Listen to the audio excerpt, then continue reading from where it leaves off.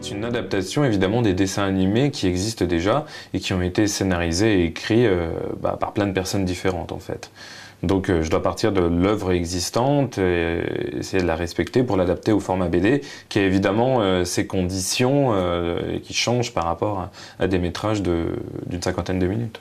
Ce qui fait qu'on va essayer par exemple en BD d'appuyer certains traits de caractère, certaines philosophies, métaphores qui étaient esquissées dans le dessin animé, mais qu'on va simplement plus développer parce que ça peut correspondre à un public double lecture de la bande dessinée. Ça c'est très particulier et c'est propre au support de la bande dessinée.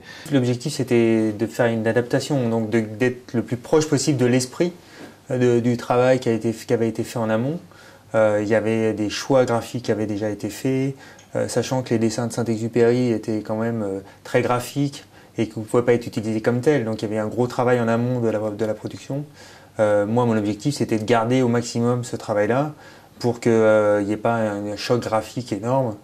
Donc, il y avait un énorme travail sur Le Petit Prince en particulier, qui a des codes très très précis, ses cheveux blonds, un peu ébouriffés, son air juvénile, un peu intemporel. Ça, c'est tous ces codes-là qui ont été difficiles à trouver.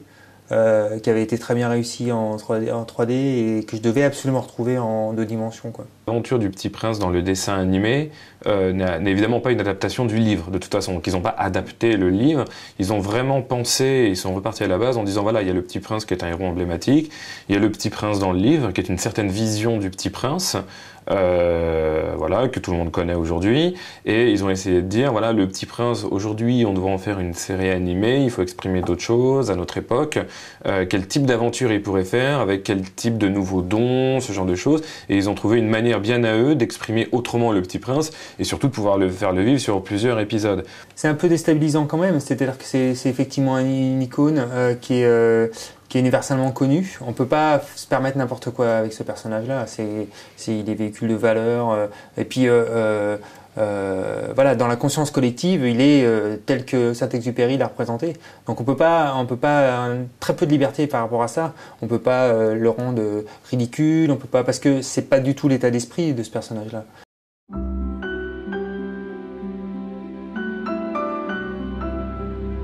Mon métier en général, scénariste de bande dessinée, c'est à peu près la même chose que par exemple scénariste de télé ou de cinéma.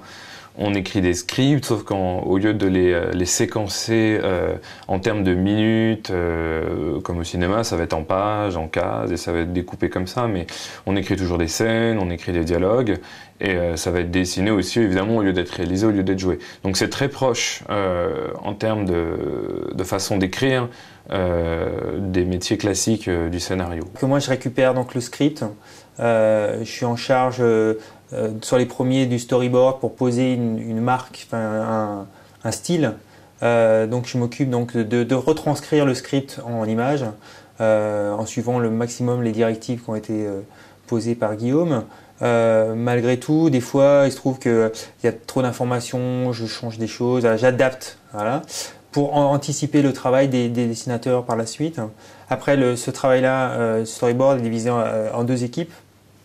Une équipe qui va s'occuper du décor, donc qui va remettre en place tous les esquisses de décor que j'avais mis, voilà, avec les références visuelles que nous a fourni la production, pour que ça soit le plus proche possible du visuel qu'il y a dans le dessin animé.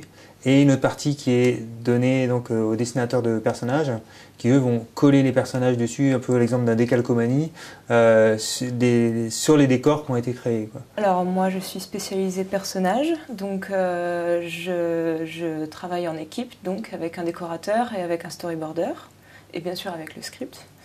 Et à l'aide du travail des autres, je fais les personnages, le jeu d'acteur, les expressions qui correspondent en fonction du script. Et donc voilà, au bleu d'abord et ensuite à l'ancrage. Et je m'occupe aussi du montage des planches. Donc c'est très intéressant de voir les pages se monter petit à petit et former un album au fur et à mesure. Et voilà, et comme on est en équipe, ça avance très vite et ça empêche aussi d'être un peu effrayé, de se poser trop de questions parce que les autres sont sûrs, donc on avance et voilà.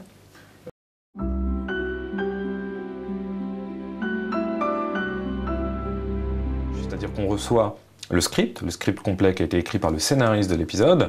On reçoit la Bible littéraire, donc qui est commune à tous les épisodes, où il y a les valeurs caractéristiques du Nouveau Renard, du Petit Prince, telles qu'ils sont dans le dessin animé, avec des ajustements par rapport à ce qu'on peut connaître de l'univers du Petit Prince. Et derrière tout ça, je reçois aussi, généralement, je bosse avec l'animatique. En fait, à différents degrés, c'est des versions, on va dire, en 3D animées de l'épisode. Donc il n'y a pas encore toutes les textures, il n'y a pas encore les bonnes voix, mais ça permet de se rendre compte de choses qui passent en animation qu'on ne verrait pas dans le script, parce qu'on les imaginerait autrement. Je sais que le premier épisode, je l'avais écrit juste avec le script, et quand j'ai vu l'animé, j'ai retouché énormément de choses par rapport justement à la version de l'animé. Ensuite, j'ai discuté avec Pierre-Alain, qui est le réalisateur du métrage, pour lui poser d'autres questions. Sur 3 choses qui sont importantes de cette adaptation. La première, c'est d'apporter, c'est pas forcément un plus, c'est d'apporter parfois des choses différentes de la version animée. C'est-à-dire que j'ai juste demandé à Pierre-Alain, voilà, quelles sont aussi des idées, tous les auteurs ont des idées qu'ils n'ont pas eu souvent par terme de temps, parce qu'un épisode fait que, enfin, une planète fait que une 50aine de minutes, ou parfois en animation, il y a des choses en 3D qui pour... on va dire, on peut pas faire parfois tout ce qu'on veut. On est dans un métrage animé, c'est certains codes. Et il va me donner quelques idées, des idées qu'ils avaient eues au début, qu'ils ont mis de côté, parce que c'est pareil dans toute production. Et je vais essayer de les réinclure dans la bande dessinée. Donc la bande dessinée adapte l'épisode, mais parfois va éclaircir des zones d'ombre de l'épisode qui sont sous-entendues, des ellipses. Voilà, on va traiter en réel des choses qui sont passées par ellipse dans l'animé. Donc déjà, c'est un supplément. Ce que vous allez découvrir dans la BD, c'est parfois, par exemple, dans Éolien, le passé du père de Zéphyr. Dans Éolien, vous allez découvrir comment fonctionne exactement la planète, c'est-à-dire pourquoi est-ce que les vents s'arrêtent vraiment quand il y a de la musique. Vous allez découvrir plein de choses que les gens qui ont fait le dessin animé auraient adoré mettre, mais ils n'avaient pas forcément 3 heures à passer sur chaque planète. Donc voilà, vous allez voir des scènes que vous n'avez pas vues, vous allez voir certaines personnalités sur des personnages que vous n'avez pas forcément vu tout de suite dans le dessin animé. C'est-à-dire qu'il y a des contraintes de production en 3D que nous on n'a pas du tout. Par exemple, le nombre de créations de personnages est forcément un peu limité en 3D, ça demanderait une masse de travail gigantesque. Et puis derrière une production pharaonique. Nous on n'a pas ces problèmes-là. Donc du coup on peut se permettre de faire des foules immenses avec tous des personnages tous différents, apporter des personnages secondaires qu'on peut être qu'ébauchés peut-être dans la série animée, travailler, rendre certains lieux un peu plus foisonnants parce qu'on n'a pas à modéliser ces choses-là derrière. Donc on peut se permettre de faire des choses peut-être un peu plus folle, je sais pas, c'est juste on a un espace de liberté qui est déjà posé par la production où on peut pousser un petit peu plus loin parce que nous on a beaucoup moins de contraintes à ce niveau-là, quoi.